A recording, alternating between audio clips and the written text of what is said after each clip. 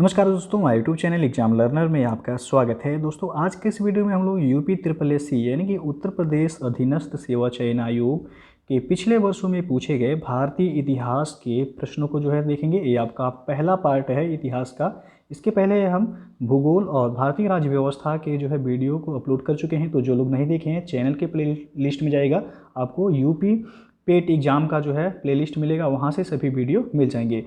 तो वीडियो को like share कर दीजिएगा। चैनल पर पहली बार आए हैं तो चैनल को सब्सक्राइब कर लीजिएगा, साथ में बेल आइकन को प्रेस कर लीजिएगा, जिससे आने वाले अगले वीडियो का नोटिफिकेशन आपको पहले मिलता रहे।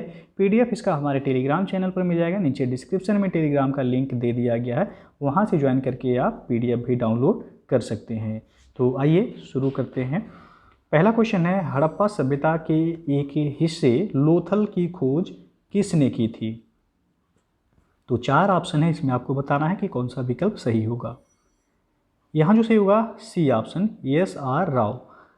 गुजरात के अहमदाबाद जिले के सरागवाला ग्राम से करीब 80 किलोमीटर दक्षिण में भोगवा नदी के तट पर स्थित लोथल की सर्वप्रथम खोज डॉक्टर SR राव ने 1954 में की थी। तो यदि पूछा जाए कि लोथल किस राज्य में है, तो ये आपका गुजरात में है और ये भोगवा नदी के तट पर स्थित है। दूसरा क्वेश्चन है, हड़प्पा काल का इनमें से कौन सा नगर 3 भागों में विभाजित था? तो यहाँ पे डी ऑप्शन सही होगा, धौलावीरा। हड़प्पा काल का धौलावीरा नगर ये 3 भागों में विभाजित था। यह गुजरात राज्य के कच्छ जिले में स्थित है और इसे स्थानीय रूप से कोटदा टिम्बा के नाम से जाना जाता है। तीसरा क्वेश्चन है आपका, सिंधु घाटी सभ्यता के बारे में इनमें से कौन सा कथन सत्य है, ये बताना है। तो यहाँ पे आपका ये ऑप्शन सही हो जाएगा कि सिंधु लोग कपास का उत्पादन करने वाले पहले थे। सैंधवकालीन अर्थव्यवस्था ये सिंचित कृषि, अधिशेष, पशुपालन, दस्तकारी तथा आंतरिक और विदेश व्यापार पर आधारित थी। यहाँ से प्राप्त वनस्पति अवशेष के आधार पर कहा जा सकता है कि यहाँ के लोग गेहूँ, जौ, बाजरा, चावल की खेती करते थे और सर्वप्रथम कपास का उत्पादन भी सिंधु सभ्यता के लोगों ने ही किया था और यूनानी इसे सिंडोन कहते थे। यूनानी लोग इसे सिंडोन कहते हैं और क्योंकि इसकी उत्पत्ति सिंधु से हुई थी। चौथा क्वेश्चन है, मोहनजोदड़ो शब्द का अर्थ क्या होता है? तो यहाँ पे बी ऑप्शन से हो जाएगा, माउंट ऑफ द डेड, यानी कि मृतकों का टीला। मोहनजोदड़ो सिंधु सभ्यता का एक केंद्रीय नगर था जिसकी खोज राखाल दास बनर्जी ने वर्ष 1922 में की थी और मोहनजोदड़ो का शाब्दिक अर्थ होता है वह माउंट ऑफ द डेड यानी कि मृतकों का टीला है और यह पाकिस्तान के सिंध प्रांत के लरकाना जिले में सिंधु नदी के तट पर स्थित है मोहनजोदड़ो। पांचवा क्वेश्चन है, सिंधु सभ्यता में घोड़े की अस्थियों के अवशेष कहाँ मिले हैं? तो यह मिला है सुरकोटदा में। डी ऑप्शन सही होगा, सिंधु सभ्यता में घोड़े की अस्थियों के अवशेष सुरकोटदा जो कि गुजरात में स्थित एक पुरातात्विक स्थल है, यहाँ से प्राप्त हुआ है। और राणा गुंडई से घोड़े के दांत तथा लोथल एवं मोहनजोदड़ो से घोड़े की मृण मूर्तियाँ वह प्राप्त हुई हैं। तो अस्थियाँ पूछा गया है यह सुरकोटदा, डी ऑप्शन सही होगा। अगला क्वेश्चन है, निम्न में कौन सा उपवेद नहीं है? तो यहाँ पे आपका डी ऑप्शन सही होगा, योग वेद। उपवेद मुख्यतः 4 हैं। एक पहला वह है आयुर्वेद, उसके बाद है गंधर्व वेद, फिर है शिल्प वेद या शिल्प वेद को स्थापत्य वेद भी कहते हैं, और शस्त्र शास्त्र वेद या धनुर्वेद। और आयुर्वेद ये चिकित्सा से संबंधित है, गंधर्व वेद या नृत्य संगीत से संबंधित है, शिल्प वेद भवन निर्माण से संबंधित है और शस्त्र शास्त्र वेद वह युद्ध की शैलियों से संबंधित है। तो उपवेद की श्रेणी में योग वेद नहीं आता है आपका। अगला क्वेश्चन है, वैदिक देवता इंद्र किसके देवता हैं? तो इंद्र ये वर्षा व चक्रवात के देवता हैं। सी ऑप्शन सही हो जाएगा यहाँ पे। ऋग्वेद में सबसे प्रतापी देवता इंद्र को ही माना गया है, जिन्हें पुरंदर अर्थात किले को तोड़ने वाला कहा गया है। इंद्र ये आर्यों के युद्ध नेता के रूप में चित्रित हैं, जिसने असुरों से लड़ने में आर्य सैनिकों का नेतृत्व किया और उन्हें विजय दिलाई। ऋग्वेद में इंद्र पर 250 सूक्त हैं और वह बादल के देवता माने गए हैं जो कि वर्षा कराते हैं। तो सी ऑप्शन सही होगा यहाँ पे। अगला क्वेश्चन है, पंचगव्य में निम्नलिखित में से क्या सम्मिलित नहीं किया जाता है? तो यहाँ पे आपका डी ऑप्शन सही हो जाएगा, तुलसी। गाय के दूध, दही, घी, मूत्र और गोबर से निर्मित पदार्थ पंचगव्य कहलाता है और आयुर्वेद में इसे औषधि की मान्यता प्राप्त है। तुलसी जो है ये पंचगव्य में शामिल नहीं किया जाता है। अगला क्वेश्चन है, महाजनी प्रथा का सर्वप्रथम उल्लेख निम्नलिखित में से किस प्राचीन ग्रंथ से हुआ है?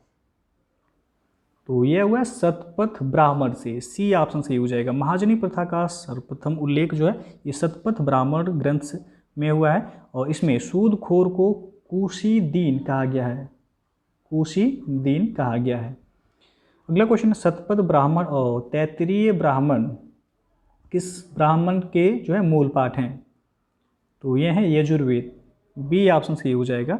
शतपथ ब्राह्मण और तैत्तिरीय ब्राह्मण ये यजुर्वेद के ब्राह्मण मूल पाठ हैं और शुक्ल यजुर्वेद के रचयिता व वाजसनेय याज्ञवल्क्य माने जाते हैं। अगला क्वेश्चन है, वेदों के गद्य प्रकरण क्या कहलाते हैं? वह कहलाता है ब्राह्मण। सी ऑप्शन सही होगा। वेदों के गद्य प्रकरण ब्राह्मण कहलाते हैं। ऋग्वेद के ब्राह्मण ग्रंथ ऐतरेय व कौशितकी, यजुर्वेद के शतपथ व तैत्तिरीय, सामवेद का पंचविंश व अथर्ववेद का जो है ब्राह्मण व गोपथ कहलाता है। तो यहाँ पे जो है सी ऑप्शन सही हो जाए कि वेदों के गद्य प्रकरण क्या कहलाते हैं? तो वह ब्राह्मण कहलाते हैं। अगला क्वेश्चन है, प्राचीनतम वेद कौन सा है? तो आप सबको पता होगा ऋग्वेद है ये। बी ऑप्शन सही हो जाएगा। प्राचीनतम वेद ऋग्वेद है और अन्य जो 3 वेद हैं वह यजुर्वेद है, सामवेद व अथर्ववेद हैं। ऋग्वेद में जो है यज्ञ में देवताओं का आह्वान करने के लिए मंत्रों का वर्णन है। यह सनातन धर्म का आरंभिक स्रोत है और इसके सूक्तों की संख्या जो है 1028 है और मंत्रों की संख्या इसमें 10,552 है। इसमें देवताओं की स्तुति की गई है और इसमें कितने मंडल हैं पूछा जाता है ऋग्वेद में? तो कुल 10 मंडल हैं ऋग्वेद में। अगला क्वेश्चन है, ऋग्वेद में निहित गायत्री मंत्र किस देवता को समर्पित है? तो ये सावित्री को समर्पित है। डी ऑप्शन सही हो जाएगा यहाँ पे। ऋग्वेद में निहित गायत्री मंत्र ये सावित्री देवता या सूर्य देवता को समर्पित है। ऋग्वेद के 3रे मंडल में गायत्री मंत्र का वर्णन है जिसे विश्वामित्र द्वारा रचित माना जाता है। और अगला क्वेश्चन है, रामायण में मांडवी किसकी पत्नी थी? तो यहाँ पे बी ऑप्शन सही हो जाएगा, भरत की पत्नी। रामायण में जो है मांडवी ये भरत की पत्नी थी, जबकि सीता आपको पता होगा भगवान राम की पत्नी और उर्मिला ये लक्ष्मण की तथा श्रुत कीर्ति जो थी वह शत्रुघ्न की पत्नी थी। अगला क्वेश्चन है, महाभारत में वर्णित कुरुक्षेत्र की लड़ाई कितने दिन तक लड़ी गई थी? तो ये 18 दिन तक लड़ा गया था। बी ऑप्शन सही हो जाएगा। महाभारत में वर्णित कुरुक्षेत्र का युद्ध कौरवों और पांडवों के मध्य हस्तिनापुर साम्राज्य के सिंहासन की प्राप्ति के लिए लड़ा गया था और यह युद्ध 18 दिन तक लड़ा गया था। अगला क्वेश्चन है, निम्नलिखित में से कौन सा बौद्ध पवित्र स्थल निरंजना नदी पर स्थित था? तो यह है बोध गया। ये ऑप्शन सही होगा यहाँ पे। प्रसिद्ध बौद्ध स्थल बोध गया ये निरंजना नदी के किनारे स्थित है और बोध गया में ही गौतम बुद्ध को ज्ञान की प्राप्ति हुई थी और इसके पश्चात वह बुद्ध के नाम से प्रसिद्ध हुए। तभी से यह स्थल बौद्ध धर्म के अनुयायियों के लिए जो है अत्यंत महत्वपूर्ण है और वर्ष 2002 में बोध गया को जो है यूनेस्को द्वारा इस शहर को विश्व विरासत स्थल भी घोषित किया गया है। अगला क्वेश्चन है, बोध गया एक महत्वपूर्ण बौद्ध तीर्थ केंद्र क्यों है? तो अभी बताया गया है कि गौतम बुद्ध को जो है यहाँ ज्ञान की प्राप्ति हुई थी। तो बी ऑप्शन सही हो जाएगा क्योंकि गौतम बुद्ध ने यहाँ ज्ञान प्राप्त किया था। अगला क्वेश्चन है, ज्ञान प्राप्त करने के बाद गौतम को किस रूप में जाना जाने लगा? तो उनको बुद्ध के नाम से जाना जाने लगा। बी ऑप्शन सही हो जाएगा। अगला क्वेश्चन है, उस स्थान का नाम बताएं जहां बौद्धों की मान्यता के अनुसार गौतम बुद्ध ने अपनी मृत्यु के बाद महापरिनिर्वाण प्राप्त किया। तो यहाँ पे बी ऑप्शन से हो जाएगा कुशीनगर। महात्मा बुद्ध को जो है मल्ल गणराज्य की राजधानी कुशीनारा जो कि वर्तमान में कुशीनगर में 483 ईसा पूर्व में महापरिनिर्वाण प्राप्त हुआ था और बौद्ध ग्रंथों में इसे महापरिनिर्वाण कहा जाता है। बोध गया में महात्मा बुद्ध को ज्ञान की प्राप्ति हुई थी। और ऋषिपत्तन जो कि सारनाथ को कहा जाता है, प्राचीन नाम सारनाथ का जो था वह ऋषिपत्तन या मृगदाव भी कहा जाता है। सारनाथ में उन्होंने प्रथम उपदेश दिया जिसे धर्मचक्र प्रवर्तन की संज्ञा दी गई है। तो यहाँ पे बी ऑप्शन सही हो जाएगा, परिनिर्वाण की प्राप्ति जो कुशीनगर में हुई थी। अगला क्वेश्चन है, बौद्धों के लिए उत्तर प्रदेश में स्थित सारनाथ क्यों महत्वपूर्ण है?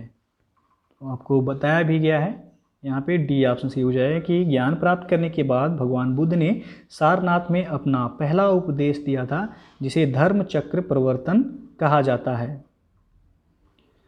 अगला क्वेश्चन है, बुद्ध ने अपना पहला उपदेश कहाँ दिया था? सेम क्वेश्चन है, सारनाथ में। और सारनाथ का पुराना नाम जो है आपको पता होगा, मृगदाव भी कहा जाता है, मृगदाव या ऋषिपत्तन भी कहा जाता है। अगला जो क्वेश्चन है, बुद्ध ने अपना पहला धर्मोपदेश देते हुए अपने मत की आधारशिला रखी थी कहाँ? तो सारनाथ में, डी ऑप्शन जो है सही हो जाएगा यहाँ पे। अगला क्वेश्चन है, गौतम बुद्ध ने इसमें जो है धर्म चक्र प्रवर्तन सूत्र यानी कि धर्म चक्र प्रवर्तन सूत्र का उपदेश दिया था। तो सारनाथ सही होगा यहाँ, डी ऑप्शन। आप देख सकते हैं कई बार ये प्रश्न पूछा गया है। और पाली में बौद्ध ग्रंथों को आमतौर पर त्रिपिटक यानी कि थ्री फोल्ड बास्केट कहा जाता है। इनमें से कौन सा त्रिपिटकों में से सही नहीं है? तो यहाँ पे जो है आप देख सकते हैं कि त्रिपिटक में जो शामिल नहीं है वह है उपसाका पिटक, सी ऑप्शन सही हो जाएगा। पाली में जो है बौद्ध ग्रंथों को आमतौर पर त्रिपिटक या थ्री फोल्ड बास्केट कहा जाता है। और इसमें सुत्त पिटक है, विनय पिटक और अभिधम पिटक है। और त्रिपिटक जो है बौद्ध धर्म के मुख्य ग्रंथ हैं, इनकी मुख्य भाषा जो है वह पाली है। अगला क्वेश्चन है, नागार्जुन कौन थे? तो यह एक बौद्ध दार्शनिक थे, बी ऑप्शन सही हो जाएगा। नागार्जुन एक बौद्ध दार्शनिक थे, वे कुषाण शासक कनिष्क के समकालीन थे। उन्होंने जो है प्रज्ञा पारमिता सूत्र की रचना भी की है जिसमें शून्यवाद यानी कि सापेक्षवाद का प्रतिपादन किया गया है। वे माध्यमिक दर्शन के प्रमुख आचार्य थे। तो यदि प्रश्न पूछा जाए कि शून्यवाद के प्रतिपादक कौन है तो वह थे नागार्जुन। अगला क्वेश्चन है, भारत में स्थित किस शहर को विश्व का सबसे पुराना शहर माना जाता है? तो यह है वाराणसी, बी ऑप्शन सही हो जाएगा। हिंदू पौराणिक कथा के अनुसार वाराणसी जो कि प्राचीन नाम इसका काशी था, यह विश्व का प्राचीनतम शहर है। और बुद्ध काल में वाराणसी एक काशी राज्य की राजधानी थी। अगला क्वेश्चन है, राजा बिंबिसार के दरबार में उस प्रसिद्ध चिकित्सक का क्या नाम है जो भगवान बुद्ध के निजी चिकित्सक थे? तो उनका नाम है जीवक, सी विकल्प से हो जाएगा। जीवक ये प्राचीन भारत के प्रसिद्ध आयुर्वेदाचार्य थे। वे जो है गौतम बुद्ध के निजी चिकित्सक तथा बिंबिसार के चिकित्सक भी थे। बिंबिसार मगध का राजा था तथा अजातशत्रु जो है ये बिंबिसार का पुत्र था। अगला क्वेश्चन है, पहले जैन तीर्थंकर कौन थे? तो यह थे ऋषभनाथ, बी ऑप्शन सही हो जाएगा। जैन परंपरा के अनुसार जैन धर्म में कुल 24 तीर्थंकर हुए और जैन धर्म के मूल संस्थापक या प्रवर्तक प्रथम तीर्थंकर ऋषभदेव या आदिनाथ माने जाते हैं। 23वें तीर्थंकर पार्श्वनाथ थे और महावीर स्वामी ये जैन धर्म के 24वें तीर्थंकर थे और जिन्होंने 6ठी शताब्दी ईसा पूर्व के जैन आंदोलन का प्रवर्तन किया था, जिनमें महावीर स्वामी जो है सबसे प्रसिद्ध हुए। अगला क्वेश्चन है, 24वें जैन तीर्थंकर में से अंतिम तीर्थंकर कौन थे? तो यह थे महावीर स्वामी, सी ऑप्शन सही हो जाएगा यहाँ पे। अगला क्वेश्चन है, जैन धर्म में 3 रत्न जिसे त्रिरत्न कहा जाता है दिए जाते हैं और उन्हें निर्वाण का मार्ग कहा जाता है, वे क्या हैं? तो वह है सही विश्वास, सही ज्ञान और सही आचरण। यहाँ पे डी ऑप्शन जो है सही हो जाएगा। जैन धर्म के त्रिरत्न हैं सम्यक दर्शन यानी कि सही विश्वास, सम्यक ज्ञान यानी कि सही ज्ञान और सम्यक आचरण यानी कि सही आचरण। और जैन धर्म में सत्य या यथार्थ में विश्वास को सम्यक दर्शन और वास्तविक ज्ञान को सम्यक ज्ञान तथा सुख दुख में संभाव को ही सम्यक आचरण कहा गया है। जैन धर्म में कैवल्य की प्राप्ति वह जीव का अंतिम लक्ष्य है।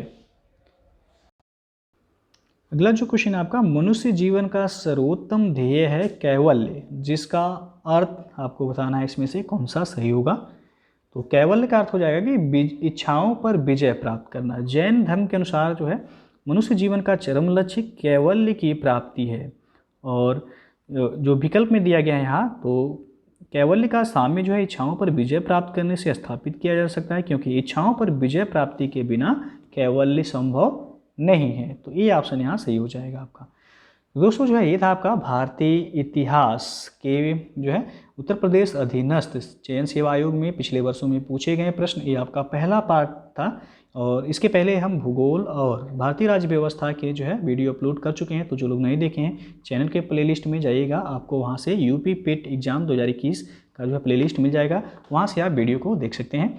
तो यदि वीडियो पसंद आया हो तो लाइक शेयर कर दीजिएगा। चैनल को सब्सक्राइब नहीं किए हैं तो चैनल को सब्सक्राइब कर लीजिएगा, साथ में बेल आइकन को प्रेस कर लीजिएगा, जिससे आने वाले अगले वीडियो का नोटिफिकेशन आपको पहले मिलता रहे। तो वीडियो को पूरा देखने के लिए बहुत बहुत धन्यवाद। दोस्तों यदि आप यूपीपीएससी और यूपीएससी एग्जाम की तैयारी करना चाहते हैं तो आप अनअकैडमी लर्निंग प्लेटफॉर्म से जुड़ के आप अपनी तैयारी को बेहतर तरीके से कर सकते हैं और आसानी से एग्जाम को आप क्रैक कर सकते हैं। अनअकैडमी पर जो है यूपीपीएससी और यूपीएससी मेगा ऑफर चलाया जा रहा है, जिसमें आपको 3 महीने का अतिरिक्त जो है सब्सक्रिप्शन प्रदान किया जा रहा है, जिससे आप जो है अपनी तैयारी को बेहतर और कर सके हैं। फिर जो है फतेह यूपीपीसीएस स्कॉलरशिप टेस्ट है, ये एवरी संडे को जो है टाइमिंग है इसका 11 बजे आप ज्वाइन कर सकते हैं।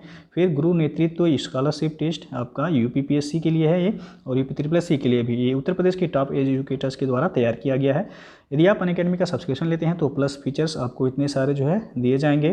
फिर है ROE प्रीलिम्स 2021 के लिए प्लस टेस्ट सीरीज देख सकते हैं शेड्यूल आप। फिर बैच कोर्सेज जो अवेलेबल हैं अभी, विजय पथ GS paper 3 answer writing batch course 2021, ये आपका 18 जून से शुरू हो गया है। फिर लक्ष्य है यूपीपीएससी 2022, ये आपका 1 साल का प्रीलिम्स और मेंस बैच कोर्स है, जो कि 23 जून से शुरू हो रहा है। जो लोग ज्वाइन करना चाहते हैं, आप नीचे डिस्क्रिप्शन में लिंक दिया गया है, वहाँ से जाके देख सकते हैं। और इनमें से आप किसी भी एग्ज़ाम की तैयारी करना चाहते हैं तो आप अनअकैडमी पे जुड़ सकते हैं। यदि आप हमारा रेफरल कोड यूज करेंगे एग्जाम लर्नर, तो आपको जो है 10% का इंस्टेंट डिस्काउंट मिल जाएगा। तो सब्सक्रिप्शन लेते समय हमारा रेफरल कोड एग्जाम लर्नर जरूर यूज कीजिएगा। उसके बाद सुपर कॉम्बो सब्सक्रिप्शन है, ये आपका घर बैठे बीपीएससी और यूपीपीएससी की तैयारी एक साथ अनअकैडमी के साथ आप कर सकते हैं। और हमें जो है आप टेलीग्राम पे ज्वाइन कर सकते हैं, अनअकैडमी यूपीपीएससी और यूपीएससी 2021, जिसमें आपको जो है स्टडी मटेरियल जो है और बैच के बारे में जो है जानकारी सभी आपको मिलते रहेंगे। तो आप जो है यदि इनमें से किसी भी एग्ज़ाम की तैयारी करना चाहते हैं अनअकैडमी के साथ, तो आप अनअकैडमी का लर्निंग ऐप जरूर इंस्टॉल कर लीजिए।